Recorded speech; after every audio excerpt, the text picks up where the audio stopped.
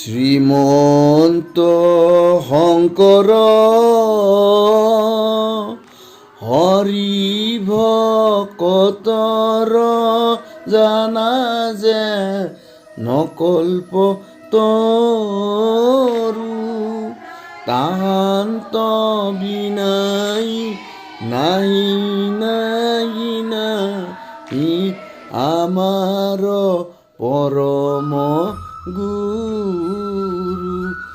আমাৰ পৰম গুৰু।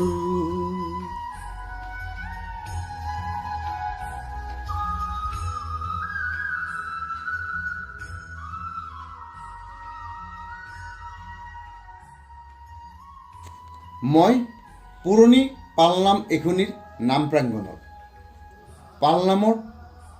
পালনামৰ যি আধ্যাত্মিক গভীৰতা, ভকতৰ ভকতি ৰসৰ যি ধাৰা, মোৰ নিচিনা দাসৰৰ দাস কৃতদাস মূঢ়মতী এজনে দাঙি ধৰিবলৈ বৰ ভয় লাগে।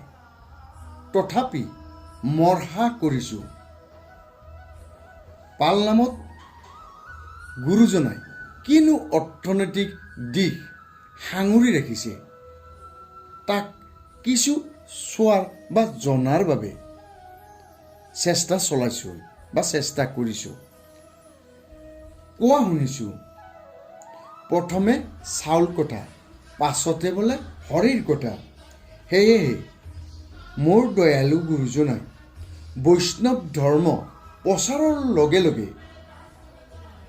এখন বাস্তৱ কাৰ্যকৰী অৰ্থনৈতিক আঁচনি জনসাধাৰণৰ আগত দাঙি ধৰিছিল।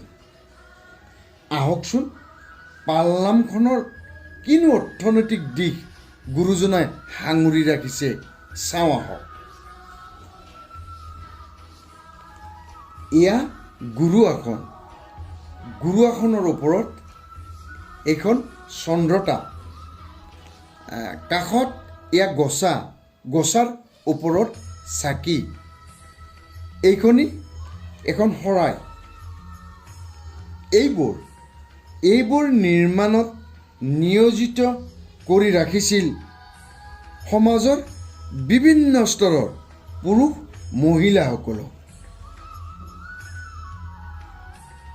লগতে ভকত বৈষ্ণৱ আই মাতৃসকলক বহি প্ৰাৰ্থনা বা নাম ধৰাৰ কাৰণে তেওঁ সেই সময়ত ঢাৰি পাতি ব্যৱহাৰ কৰিছিল আৰু এইবোৰ তৈয়াৰ কৰাৰ বাবে তেওঁ বহুতো ব্যক্তি বা বহুতো মানুহক নিয়োজিত কৰি তেওঁলোকক অৰ্থনৈতিক স্বাৱলম্বিতাত সহায় কৰিছিল। আহক আমি কিছু আগুৱাই যাওঁ। এয়া প্ৰসাদৰ শৰাই,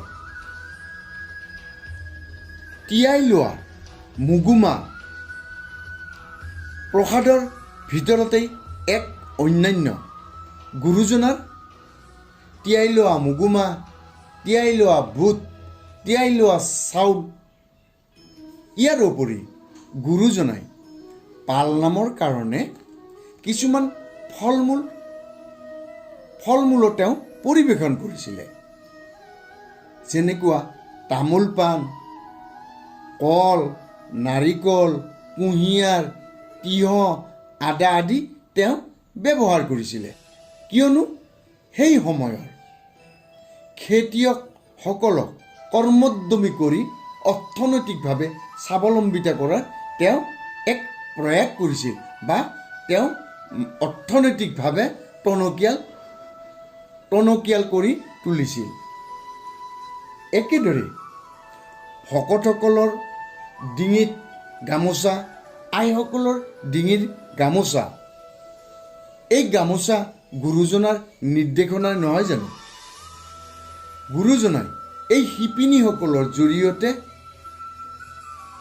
সমাজৰ অৰ্থনৈতিক যি সবলীকৰণ, তেওঁৰ চেষ্টা বা তেওঁৰ প্ৰয়াস তেওঁ সফলভাৱে বা সফল হৈছিল আৰু তাকে আমি আজিও আমাৰ থলুৱা বা গ্ৰাম্য সমাজৰ সেই অৰ্থনৈতিক ধাৰাটো বৈ আছে।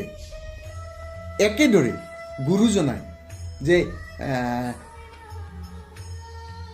মুখা শিল্প বা প্ৰয়োজনীয় সা সজ্জাসমূহ ব্যৱহাৰৰ ক্ষেত্ৰতো থলুৱা শিল্পী বা থলুৱা শিল্পৰ জৰিয়তে থলুৱা শিল্পীসকলক কিছু অৰ্থনৈতিক সকাহ দিয়াৰ কাৰণে ব্যতিব্যস্ত কৰি ৰাখিছিল।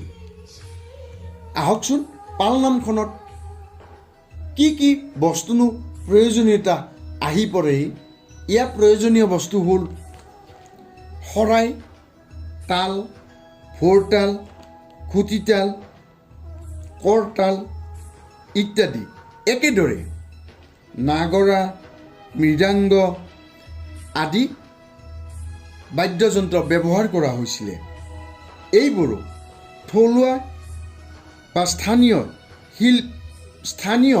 ব্যক্তিসকলক বা স্থানীয় মানুহসকলক তেওঁ ব্যতিব্যস্ত কৰি ৰাখিছিল আৰু অৰ্থনৈতিকভাৱে স্বাৱলম্বিতা কৰাৰ এক সন্ধান দিছিলে। এইদৰে সেই সময়ৰ প্ৰতিজন মানুহকে তেওঁ কৰ্মব্যস্ত ৰাখি জীৱিকাৰ পথৰ সন্ধান দিছিল।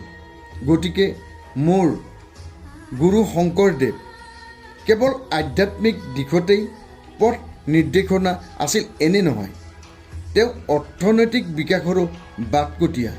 তেওঁৰ দৃষ্টান্ত সমগ্ৰ বিশ্বতেই বিৰল। গতিকে মই এইখিনি কোৱাতে বা এই ভিডিঅ'টি কৰাতে অনিচ্ছাকৃত ভুল ত্ৰুটি হ'ব পাৰে। গতিকে সমূহ ভুল ত্ৰুটিৰ মই ক্ষমা মাৰ্জনা বিচাৰিছোঁ।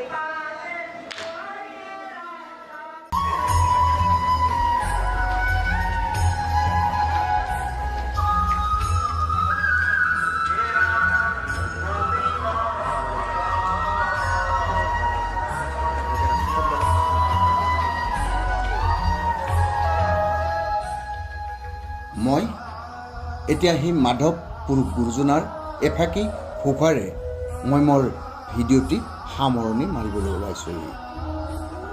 অপৰাধ বিনাশন তজু নামে নাৰায়ণ, জানি নামে পখিলো শৰণে, আন গতি নাহিকে মৰণে। অপৰাধ ক্ষমা কৰি তুমি দয়াশীল হৰি, মোক ৰক্ষা কৰিয় চৰণে, মোক ৰক্ষা কৰিয় চৰণে। কৃষ্ণ।